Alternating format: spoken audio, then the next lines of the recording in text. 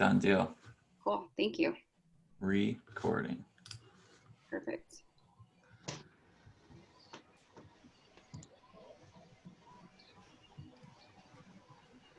Cool, guys. So we'll just go ahead and get started. Again, I'm going to go over all the questions that were posted in the group on the post that I posted the other day. And then if you have any questions along the way, throw those in the chat. And then we'll get to those either as we go or at the end. Cool? If you guys want, just give me like a thumbs up in the chat so that I know that that's working, and then we can roll.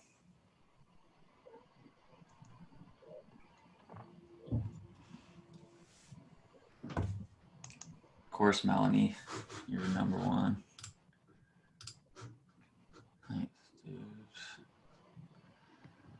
Cool. So there's a little bit of a delay, but that's okay. I can't get emojis working. Man, you know what? That's a first world problem. Okay, cool.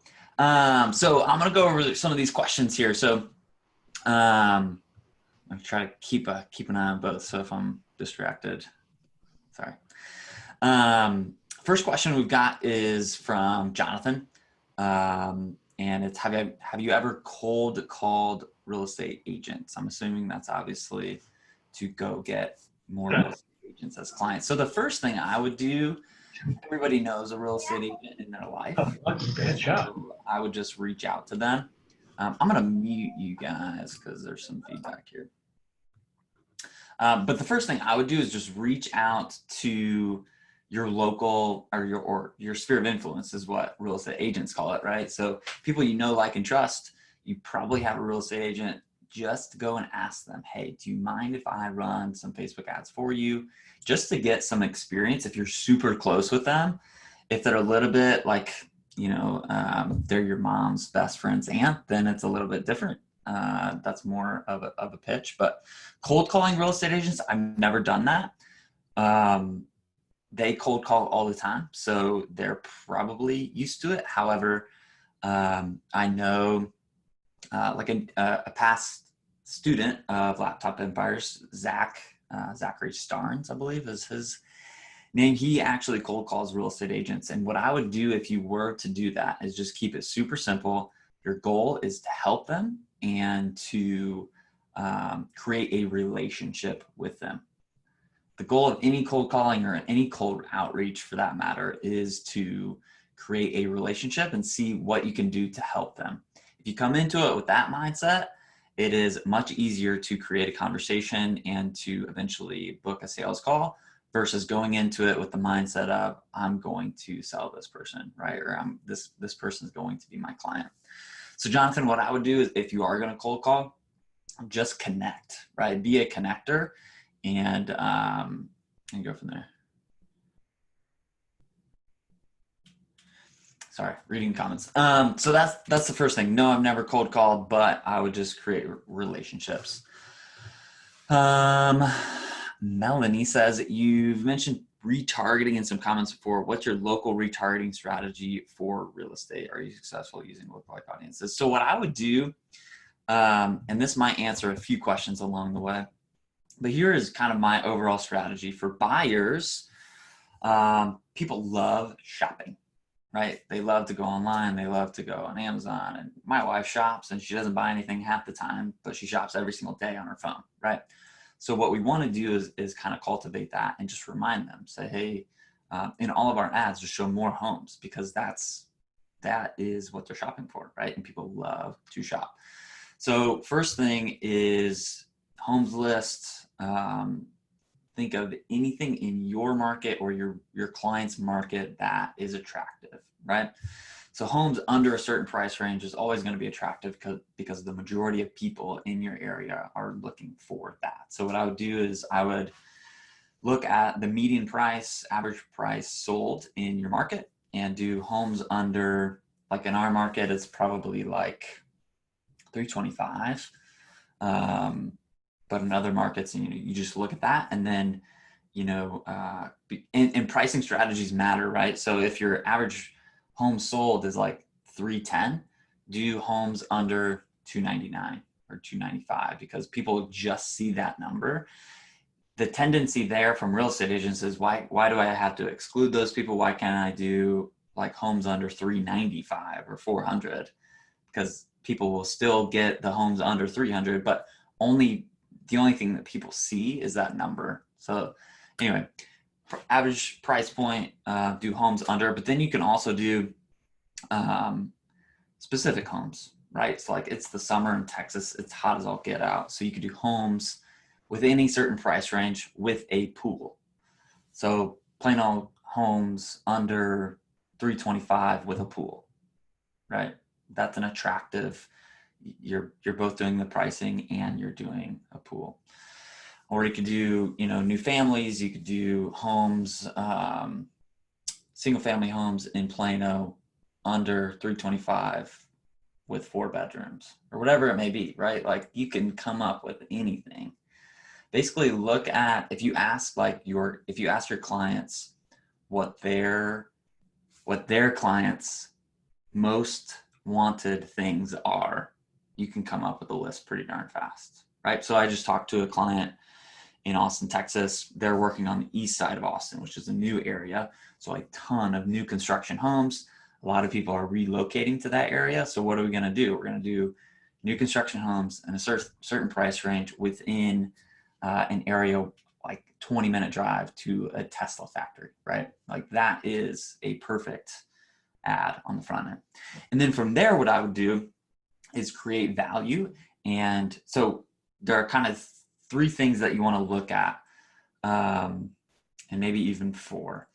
So again, people love shopping, right? So if they click on that ad, we're going to retarget them until the cows come home with homes, right? You can just do it's almost like a catalog with e-commerce, or like car dealerships do this really well, and they show a bunch of ads with cars that they were just searching for. We're doing the same thing with real estate in the same similar area. So that's the first thing. People love shopping, keep them shopping. You can send them that. So all of your retargeting stuff, not all of it, but 95% of it, you'll either redirect them to your website or take them in through Facebook Messenger. I like Messenger just because you can re-engage that conversation and you have another 24 hours to send them more videos or messages. Or you go to their IDX and they could sign up, and then the benefit from there would be they're obviously on the site and they might go into the CRM, and then most real estate agents have the functionality to see what those people are shopping for, which is huge, right? But then apart from that is I am a huge fan of video. So I have all of my clients do video based around the objections that people would have, frequently asked questions that most of their clients have, market updates so they can show their expertise, interviews with whoever in the community, and then testimonials. So those are the kind of 4 or 5 different things that I do, both on the seller side and the buyer side. The seller side this is probably answering another question, but the seller side is more heavily based on content, because seller leads, if you can find somebody that gets seller leads for under $20 that are converting, they're probably a millionaire, because it's really freaking difficult. But what the advantage of using content in the form of video is getting somebody to know, like, and trust you, right? And it's a long-term play. But we do a ton of video content for sellers, and we actually go and buy market data. So this is kind of complicated, but you basically, you're going to, what I would say, if your client comes in and says, I want seller leads, I want seller leads, I want seller leads, what I would do is say, hey, become a market expert in a specific area of your market. So in Plano, Texas, be the expert in 75075.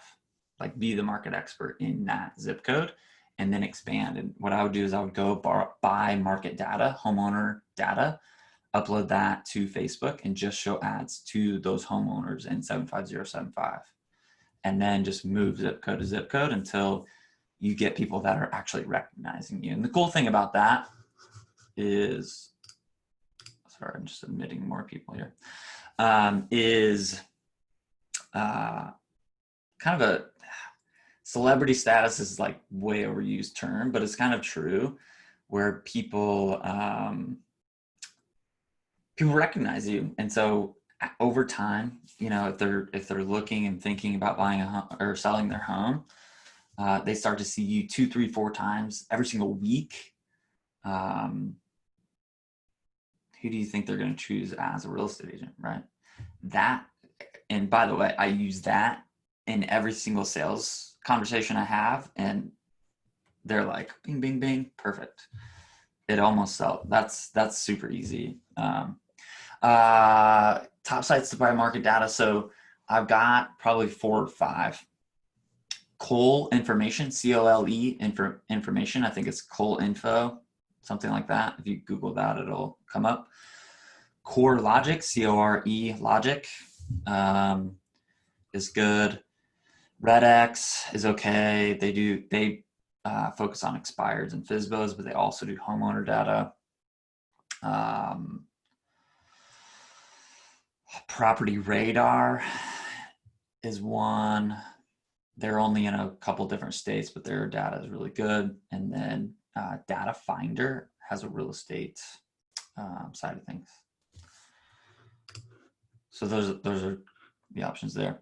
I don't use a ton of lookalike audiences in real estate. Yeah, I just don't. Calculators can work.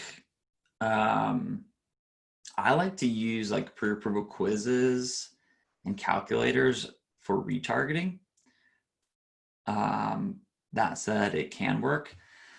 So for a lot of loan style ads or mortgage style ads, you can get a lot of garbage leads, and you have to have the systems in place to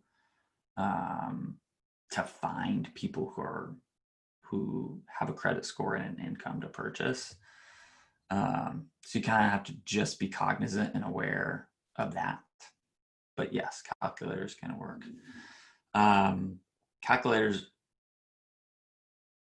So if you just ask, like, if you ask a real estate agent or a mortgage loan officer what questions are on a pre-approval form, or what do you need for pre-approval, those are your questions that you'll ask.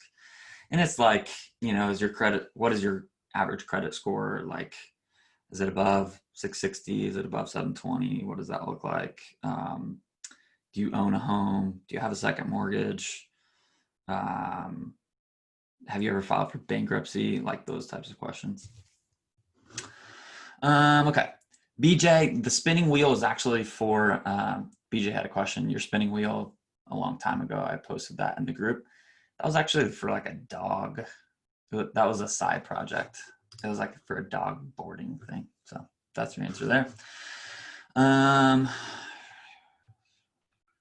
So I'm assuming Giselle Contreras asks, if you're running a buyer ad with a list of homes, is there a way to qualify those leads and wean out people who are actually ready to buy? And the answer to that is yes. So there are two things with this. One, you can go and ask people all of the questions you want. But that could detract some people, right? So you can go in and do messenger bots and some cool things there. I've got a bunch on my YouTube channel, and it's kind of like a pre-approval quiz, right? You're just asking them what's their average credit score. It's essentially a long form lead, if you will. So it's just asking a bunch of questions, putting them into buckets and going from there. I would test, right? I would test qualifying versus not qualifying just to see what your numbers look like. And that's kind of different, right? In like a San Diego or a Dallas market versus a rural Midwestern market, you're just going to get different responses. So it's just kind of different for each market.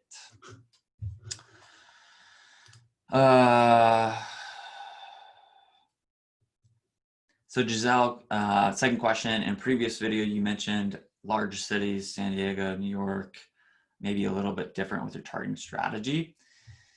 I kind of mentioned this with the seller side of things. What I would do is go in and do zip code by zip code and do homeowner data. For the buyer side of things, you just want to call out the audience in specific markets.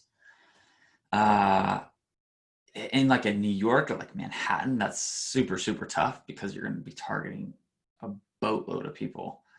So it's just kind of the hand you're dealt on the Facebook side of things with buyer leads. It just is what it is. But that said, you can try to do your best to detract people with your ad copy, right? So like if you're doing Manhattan, which I've done before, you would want to call out like the area. So you do like Soho, you want to call out credit score, you want to call out as much as you can there, just because you're going to literally be targeting millions of people. Targeting BJ. Emily asks, how would you target for high-end real estate? So high-end real estate, two things. One, you want your ad to look luxury, premium, right? Two, you don't necessarily, so we used to do a bunch of targeting, but now that's kind of taken out of things. But what I do is just target with the ad copy and target with the images or video. So typically on a high-end real estate, what you want to do is have a really good video, and this is kind of on your clients. But a quality video will get you some quality, like drone videos or like, pan shots of each room. It just needs to look quality. And the targeting side of things, you're just going to attract everybody, because high-end real estate, everybody likes to look at it, right? You just need to have the systems on the back end. You're going to get a bunch of leads. Like those are the cheapest leads that you'll get because it looks amazing. You just need to have the systems on the back end. So, depends on what your client has going on. And I'm going to get into that a little bit because I think somebody else had a question on it. But, if you have an ISA, which is like an inside sales associate, which is basically somebody following up with leads full time, or you have your automated systems that would do that for you. So automatic text, automatic email, automatic ringless voicemail drop, like all of those things, to find the people who are in the high-end real estate side of things. And then what I would do is have a bunch of retargeting. So if you've got a luxury real estate agent, they need to know, or their clients need to know that you are a luxury real estate agent and that you know how to sell luxury real estate, right? So show them, I've got a listing for $1 million. I got another listing for 1.2. I've got another listing for 1.5. And even if they don't have those listings, go and ask the real estate agent who is the listing agent, and do that. Because what people tend to do when they are at a higher level income is they like the status of whoever they work with, right? So if they go to Louis Vuitton, they like the status of it. If they work with a real estate agent who is known for luxury real estate, they like the status of working with that person. And so that's really a strategy that we use for luxury real estate, is just and when you do retargeting well, you kind of do become that a celebrity effect. And then those high-end luxury homeowners are like, holy cow, this person's legit. They're everywhere. I'm going to work with them. So that's kind of our high-end real estate strategy. Greg asked, what type of ads do you find work best? Single image, slideshow, carousel, video. We use every single one of those in all of our ads, and they all work. Carousel works. I was mentioning like e-commerce stores and like shopping, and that's what we use for that. Videos also work, slideshows work, single images work. It's literally all of them. Should ads typically only showcase one house, or is it better to show several? That depends on your ad. list of homes. You could have a single image. You could have slideshows of multiple. You could have a carousel with multiple listings on that ad. So like if it's a homes under 325 in Plano, Texas, you could have 5 homes listed under 325 and just have them, that individual picture, say a 4-bed, 3-bath, 315, and the next would be 3-bed, 3-bath at 295, and have all 5 of those. So that could be a carousel, but there's all sorts of things you could do there. Do you like to include people in the images or just pictures of the homes for sale? We do both.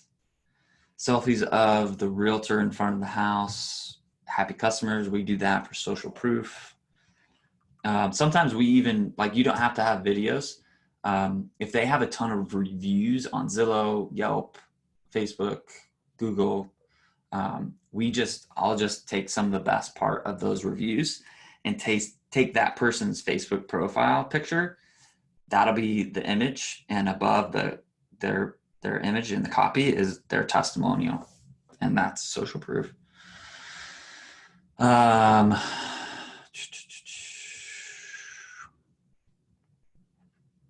Red flags for real estate agents. Oh boy.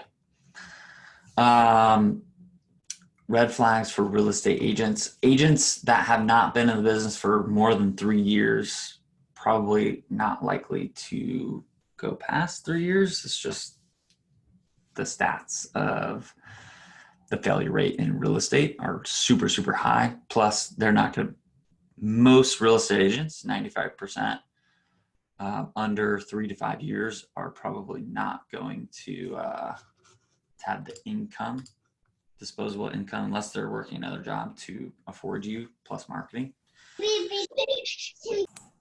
No, you're okay. Let's see. Any other questions? Scott says, I talked to an agent the other day and she said it is a seller's market. How do you promote to get a seller? I kind of went through that. If you have any more questions specific to that,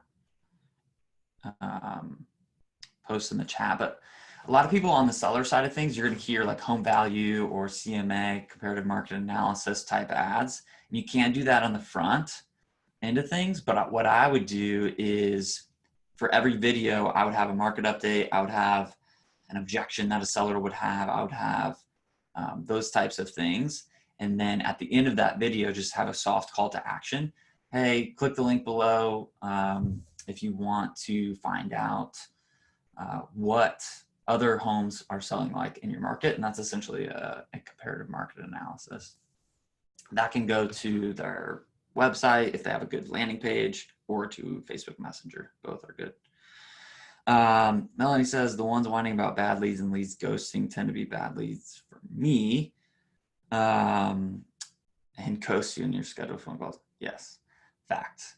So bad leads. So for real estate, you have to look for each, even if you're not going to choose real estate, what you want to look at is how fast the transaction happens and what happens prior to them making a buying decision. Right. So like for fitness or personal training or chiropractor, they could have that problem in their mind and they see an ad and the next day they go in and they purchase whatever you're selling, right? For real estate, it is a much longer sales cycle. So you kind of have to have that in mind, right? Like selling your house, that's a pretty big deal. Buying a house, that's a pretty big deal. It's oftentimes a couple of the biggest purchases that they'll make and the biggest debt that they're going to have and biggest payments on a monthly basis. So you have to have all of that in mind. So that when you talk to real estate agents and they're talking about bad leads, that lead is a person. They are a wife, a husband, a mom, a dad, a brother or sister. So I always, whenever somebody says that's a bad lead, I tell them that, because all we're doing with marketing for real estate agents, the goal is to create as many relationships and a database as possible so that when they're ready to buy or sell real estate, we are the first person they think of.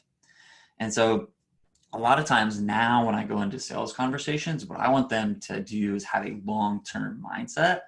Yes, we can go out and get you leads. Yes, we could potentially get you a transaction in the first 30 to 60 days. But what I want you to do is think about your business 3 years, 5 years from now, and um, and really create an asset that can never be replaced, right? Um, and that's kind of the mindset that I go into it. So whenever somebody says bad lead, I just remind them of those two things, because probably they, and you really want to dive deeper into the psychology of why they're saying that, right? And really figure out what they're really saying there, because there's a whole host of things wrong with that. Daniel, quick question. When running messenger ads, in your experience, what has been more successful for you when it comes to selecting a message template? Start conversations or generate leads? Both.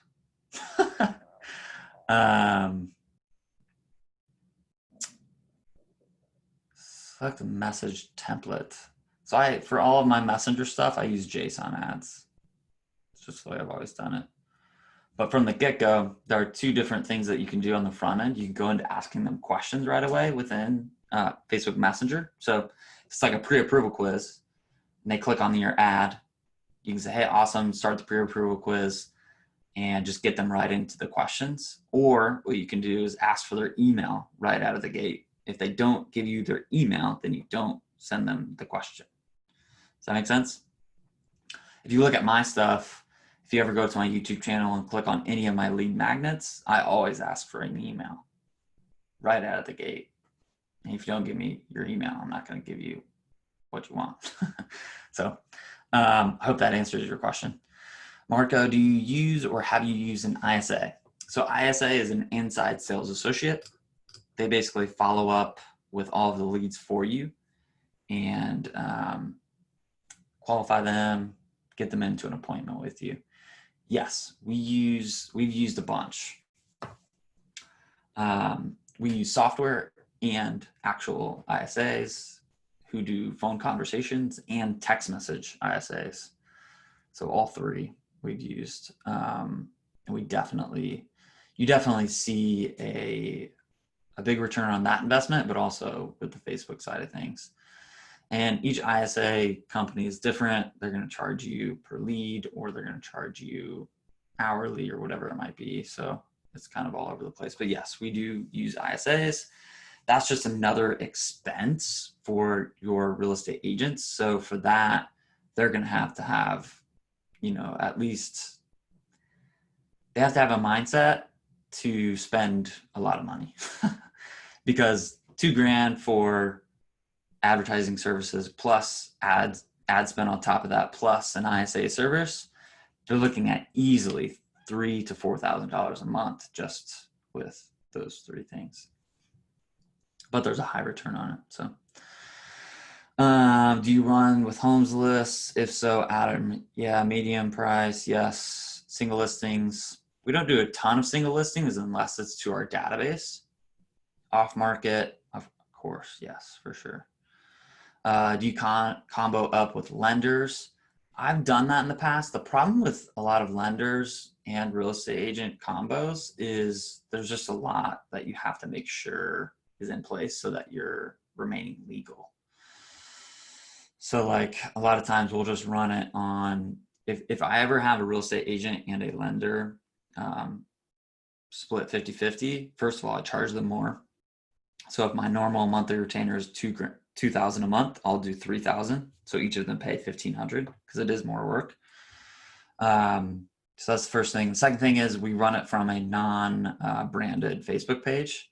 So it would be like North Texas Homes, so that you don't have to deal with having 50-50 branding and all that nonsense. But it can work well. You've got two people following up, obviously. And at the end of this, I'm going to show you a strategy that I'm probably going to implement, which is pretty hardcore, but that's where you're going. Which markets or which types of markets are your favorite? I would say rural markets are the easiest. Your audience size is less, but you can grab market share pretty darn quick, in my opinion. Marco, again, how about charging CPL, so cost per lead, like charging $10 to $15, including ISA and ad costs? Yeah, that's a common way to do it. I don't love it because what is a lead, right? Like, what if you get Joe Blow at joeblow.com?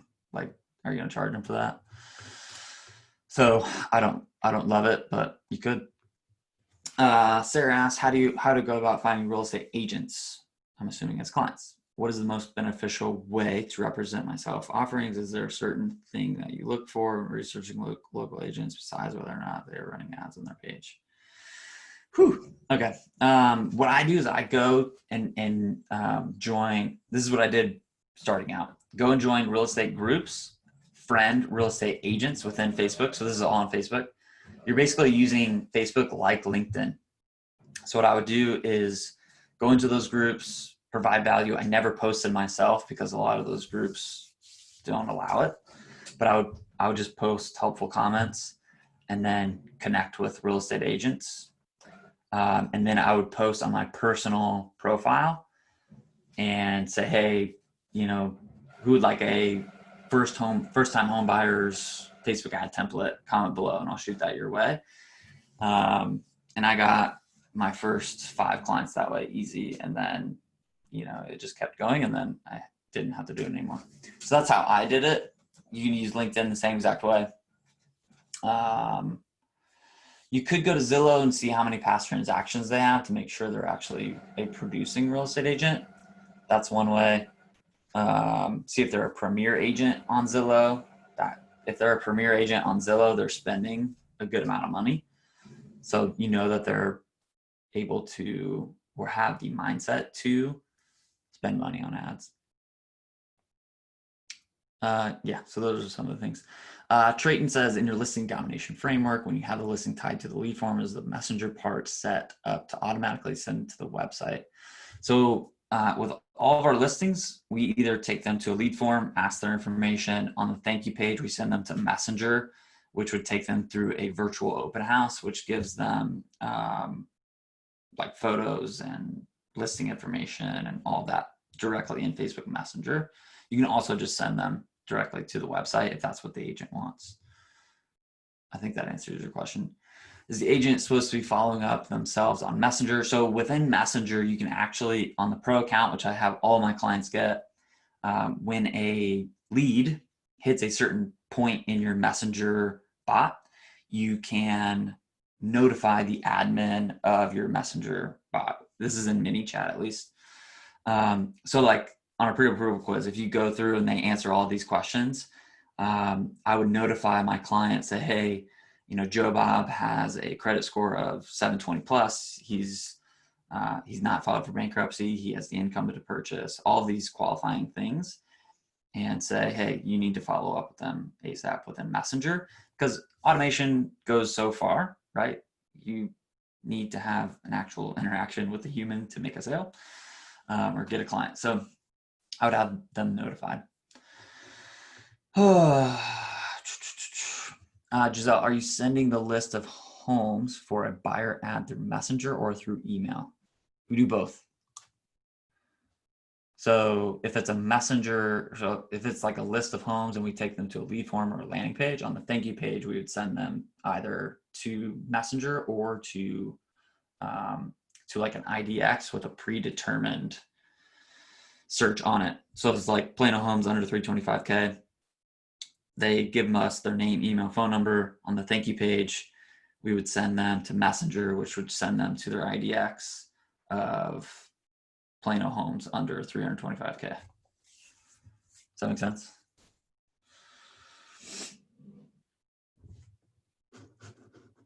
Okay. Sarah, I've watched a lot of your YouTube videos. Know that you offer lead follow-up.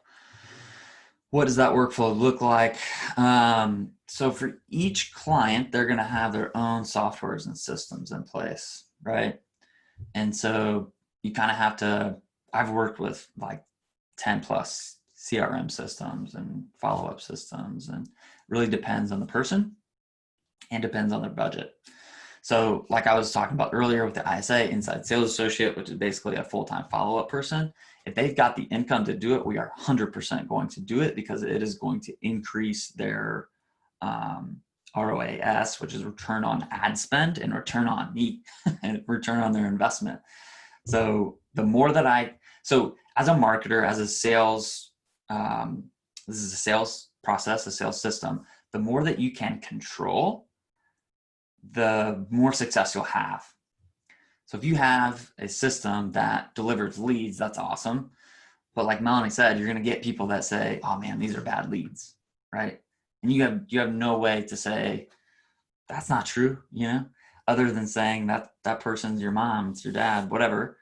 But what if I could control that process a little bit more, right? What if we called all these leads? What if we texted all of them and made sure, are these good leads or bad leads?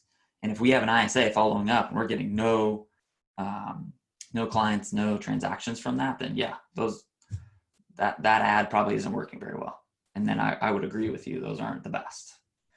But if I can control that process, geez, that's legit. So yes, I try as best I can to do that. You can automate a little bit of that, and it's not as expensive if you use software. So an automated text message, I think Ben has a training on that in the group. Automated emails, ringless voicemail, which is like it skips so they don't actually answer, you just leave a voicemail. You can use tools like BombBomb, which is like a video sent to new leads. All that stuff is really good. But ISAs are definitely the best. You would need more manpower to pull that off, Sarah, for sure. Cool. Sorry, just rolling through these. Chris, what would be considered a good cost per lead? Depends on your ad, depends on your market. He's talking about San Diego specifically, where 500K is on the low end. So San Diego is probably one of the top 5 toughest markets that I've been in. So if you get homes lists with a lead at $5, I'd be happy with that. If you were doing that in the middle of nowhere, Indiana, I would not be happy with that. So lead cost is like, and think of marketing as math, right? So if I get a cost per click of $1, if I can get conversion rate on that, what is my cost per lead, right? So you get $1, you get each click is $1, it leads 20%. And then from there, cost per lead into cost per booked appointment. What's my close rate on that appointment? That's your cost per acquisition, and marketing just becomes math. And then you just work backwards, right? So for a $200,000 house, a commission for 100% split is $6,000. So what am I willing to pay to acquire that client, right? And just kind of depends. That's person to person. So just think of marketing as math. Is it bad practice or unethical to be running ads for multiple agents at a time for different brokerages? I'm assuming in the same area. That depends on how big the market is and how big the brokerage is or agent. I had an agent that, their gross commissionable income was $2 million. So probably one of the bigger real estate teams in that area, and I wasn't going to have another client in that area. But I've got an individual real estate agent who sells 25 homes. I could have multiple of those for sure. Is it better to go after real estate brokers or individual agents working under a broker? Both work. Individual agents can crush it. It just kind of depends. Individual agents are easier. Brokerages are a little bit more difficult. just because you have to, some of the brokers like to spread out their leads between agents, and then you have to figure that system out. Individual agents, pretty easy. How much does the status of the local market affect ads for real estate? For example, the market is really hot. So regardless of if the market is hot or cold, advertising will always be effective. And real estate agents will always need advertising. Because even if a market is slow, like a real estate market is cyclical, right? So there's always ups and downs. You should never stop and start your advertising. It will affect how, it's like in one of my markets, homes aren't even on the market for 48 hours. It's insane. So we don't do any listings or listing ads there. And that is actually our advantage as a seller's market, to go out and get buyers, and buyers are like looking. And so that's another opportunity to go out and get listing leads, because buyers are looking for homes, and homes aren't on the market that long. So they have nowhere to find homes that they want to buy. So go into each market and say, hey, we've got buyers ready, willing, and able to buy your house for this price.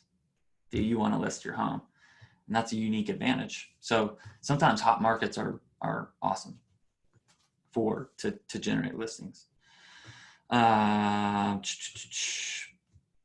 Would you recommend getting a real estate license in addition to Facebook side hustle, especially if you think you might niche real estate?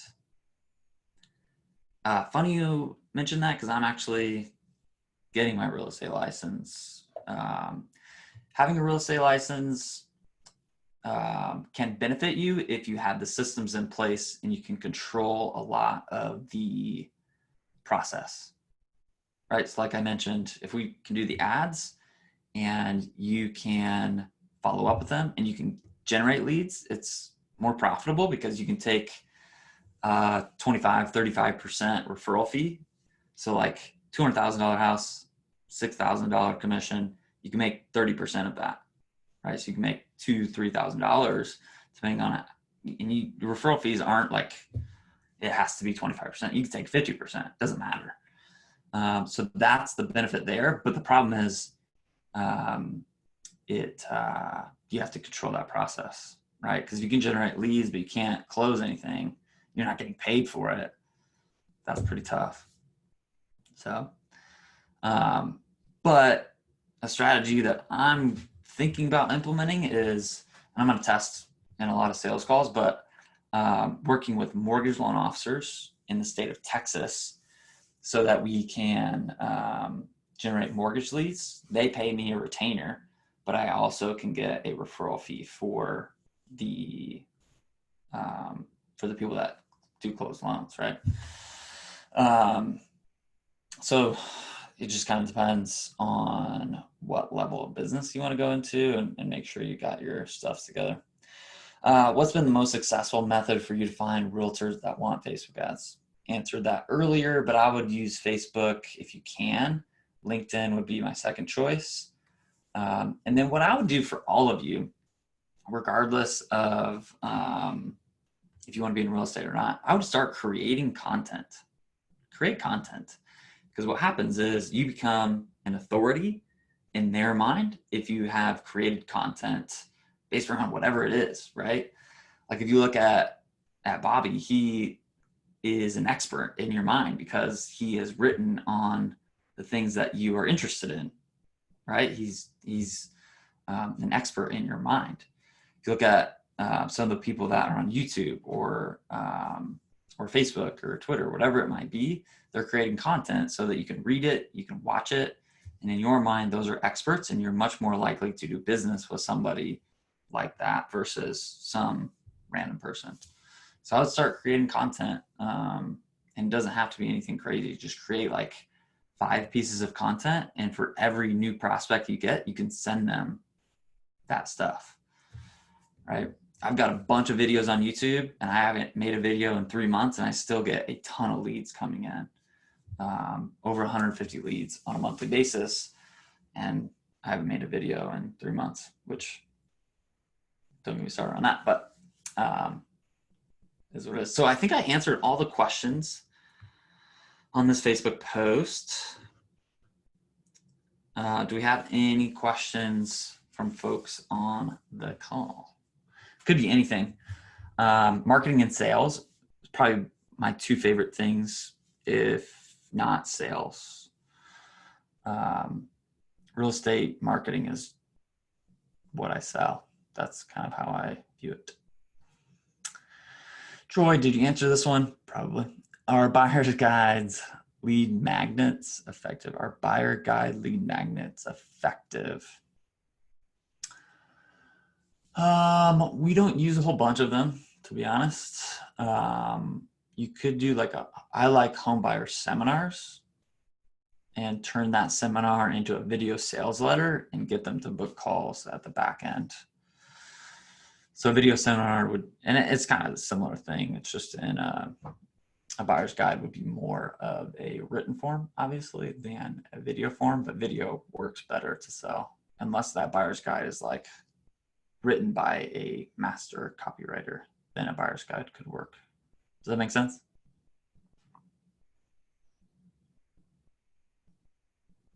Cool. Anything else?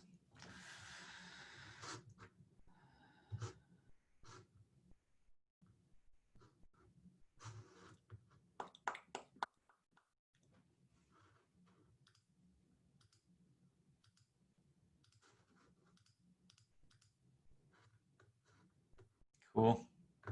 If that's it, we're just gonna finish. Thanks so much, Adam. This is great. Yeah. Yeah, no, I got my license last week and joined a brokerage on Thursday and started running ads while I'm in that follow-up process for myself. So it's been interesting it's been interesting to have clients tell me they can't get a hold of anybody and be like, well, I've been doing this for 4 days and I can get a hold of people. So I don't know, is your phone broken? Yeah. I mean, yeah. I would, I mean, I guess we could talk, but I would get, for us, the best follow-up systems are text message and messenger. You get the biggest response rate. Obviously you want to get on the phone call, that's the goal. And of course, get them to meet you in person. But text messages have been insane because everybody opens it, right? At least they're going to see it. Yeah. And if they don't respond, what we do, I have some clients that do, some clients that don't. But if you're a new real estate agent, or even if you're new to the Facebook side hustle stuff, do things that are not scalable, right? So do things that are not scalable. So doing a quick video with your phone saying, hey, this is Melanie with XYZ Real Estate. I saw that I saw that you were interested in our homes under 325. Love to get that to you. Shoot me a text and I'll get that to you, or whatever it might be, right? And that alone can increase your conversion rates like crazy because it's a little bit more personalization. They know it's not automation, things like that. So, and that can be for the Facebook side hustle too. Do things that are not scalable. I talk a ton about automation and all my stuff, but at the end of the day, personal connection will always win. Relationships will always win. So, anyway. Yeah, and I found especially with so there's two purposes for me. One, I want to do real estate myself now, but also if I'm being successful, then I can also market that obviously to get more realtor clients in other areas. Yeah, that's the ultimate case study. Yeah, and so then it's one follow-up, especially on the phone, that I find is getting me the best results is when they enter the phone, hey, is this Linda? Not Melanie, I'm with such and such property and blah, blah, blah, let me word vomit at you. And trying to get my clients to understand, if you verify who it is, they can't be like, oh, it's the wrong number. Because you just asked if this is Linda and she said yes. That's the best text message too. Yeah. So we're getting. Because everybody's but I'm getting to get. Yeah. So anyway, Troy, if we get the lead, do we have the okay to text them if they didn't answer the call? In the ad, we don't mention that we would text. Yeah. They give you their information, your You're good.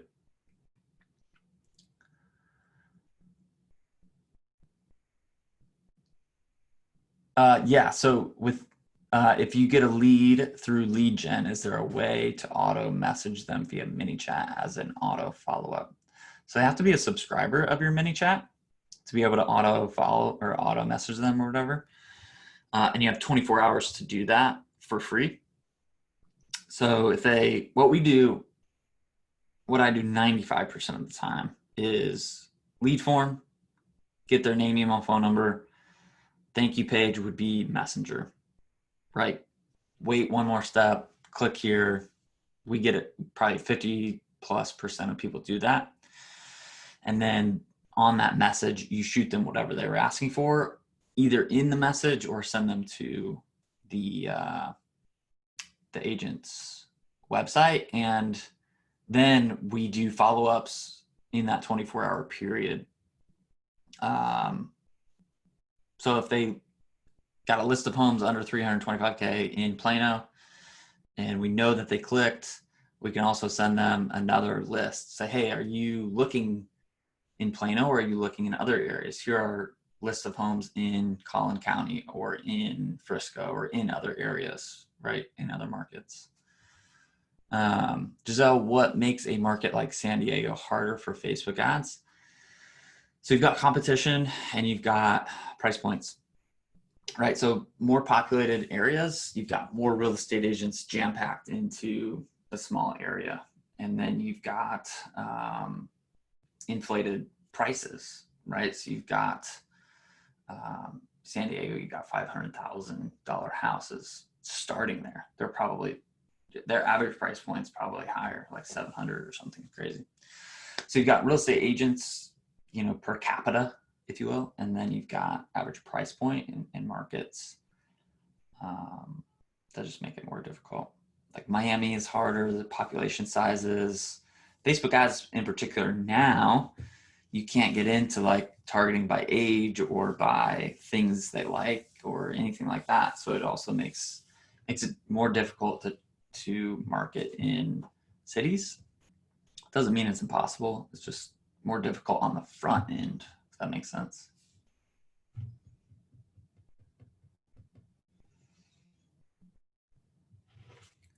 Cool, guys. Well, I think we're going to end it with that. If you have any questions, follow-up questions, throw them in the group. I'll answer them there. And then I wish everybody the best of luck and happy 4th of July. Thank you. This was awesome. Yeah, absolutely. All right, guys. Have a good one. Have a good day. Thank you. Yep.